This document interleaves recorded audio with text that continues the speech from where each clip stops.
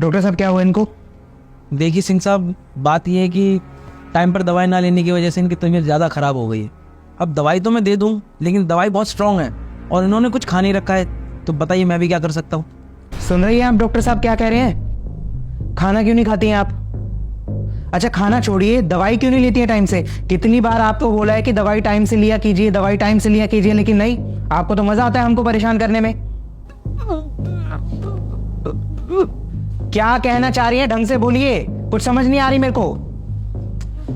अरे हर्षिता तुम ही समझो क्या बोल रही है वो। मुझे कैसे पता होगा? तुम्हारी माँ है ना, जब तुम्हें ही नहीं समझ में आ रही इनकी बात तो मुझे कैसे आ जाएगी? माय गॉड, आपको हमको परेशान करने में मजा आता है ना? क्या लगता है आपको पैसे पेट में रुक रहे हैं? लाखों रुपए का खर्चा हो रहा है आपके इलाज पर। डॉक्टर साहब बैठे हैं, मैं बैठा हूं, अपनी मीटिंग बीच में छोड़ के आया हूं, किस लिए? अरे डॉक्टर साहब आप ही समझिए क्या बोलने की कोशिश करिए, मुझे तो कुछ समझ ही नहीं आ रहा। बस इनको हमको परेशान करने में मजा आता है। सिंह साहब आप बाहर जाइए, मैं आता हूँ।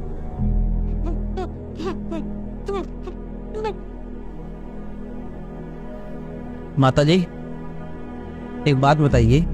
पता नहीं यार, परेशान कर दिया इन्होंने, समझ नहीं आ रहा हो।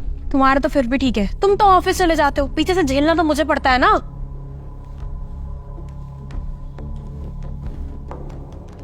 बताइए डॉक्टर साहब क्या बात है? देखिए सिंह साहब, आपकी माताजी का बचना बहुत मुश्किल है। कैसी बात कर रहे हैं डॉक्टर साहब? ऐसा तो कुछ हुआ भी नहीं है। बात दरअसल ये है कि उनके इलाज के लिए जो चीज़ चाहिए उसका मिलना बहुत मुश्किल है। आप मुझे बताइए क्या चाहिए, कौन सा ऑर्गन चाहिए, कौन सा ब्लड ग्रुप चाहिए, क्या चाहिए? आप बस मुझे बताइए, कितने पैसे लगेंगे वो बताइए आप मुझे, मैं कहीं से भी ला के दूंगा। मुझे मालूम है सिंह साहब कि ये सब चीज़ें तो आप ले आएंगे, पर उन्हें जो चाहिए वो कहीं बाहर नहीं मिलती, आप लोगों के पास ही है। डॉक्टर साहब आप पहलियां बुझाना बंद कीजिए, सीधे सीधे बताइए ना कि इन्हें हुआ क्या है। मैं ये कहना चाहता हूँ कि आप लोग इतने बड़े हो गए हैं कि अपनी माँ को भी डांट देते हैं। देखा मैंने अभी किस तरह से बर्ताव करते हैं आप अपनी माताजी के साथ। इन बूढ़े माँ बाप को ना हम लोगों का ये बड़ा घर, बड़ी गाड़ियां, ये पैसे, ये सब नहीं चाहिए। आप उनको डांट कर बोलते हैं कि खाना खा लो। अरे सिंह साहब एक बार उनसे प्यार से बात करके तो देखिए।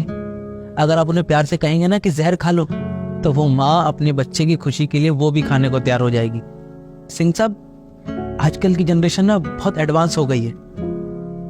वो बच्चा जो पैसे का रौब दिखा रहा है, वो ये क्यों भूल जाता है कि उसे इतना कमाने लायक बनाया किसने?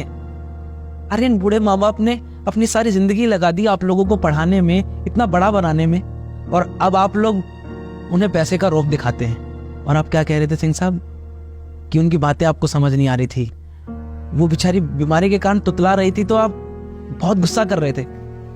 शायद भूल गए सिंह साहब कि जब आप छोटे थे ना और अपनी तोतली जुबान से जो भी कुछ मांगते थे, जो भी कुछ बोलते थे, वो माँ सबसे पहले समझती थी। उसे ये पता होता था कि मेरे बच्चे को कब भूख लगी है, कब उसे दर्द हुआ है, कब वो बीमार है। अरे सिंह साहब बच्चे ये बात कैसे भूल जाते हैं कि जब आप छोटे थे ना, जब बिस्तर गीला कर देते थे तो वो माँ खुद गीले में सोकर तुम्हें सूखे में सुलाती थी। उन्हें कुछ नहीं चाहिए, बस आप लोग पूरे दिन में अगर 10 मिनट में उनके साथ बैठ के हंसेंगे, बात करेंगे, उनके दुख दर्द की सुनेंगे, तो वो ठीक हो जाएंगे सिंह साहब। और ये परेशानी सिर्फ इन माँ बाप की नहीं, हर उस माँ बाप की है जिनके बच्चे उन्हें समय नहीं देते।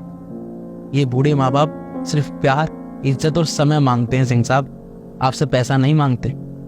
खैर मैं तो डॉक्टर हूँ, मेरा काम है दवाई देना। ये कुछ दवाइयाँ लिखी हैं मैंने, आप इन्हें टाइम पर खिला देना। मैं चलता हूँ। और हाँ सिंह साहब, ये दवाइयाँ सिर्फ पानी के साथ ही मत देना, दवाइयों के साथ थोड़ा प्यार, इज्जत और अपना कुछ समय अपनी माँ को जरूर देना।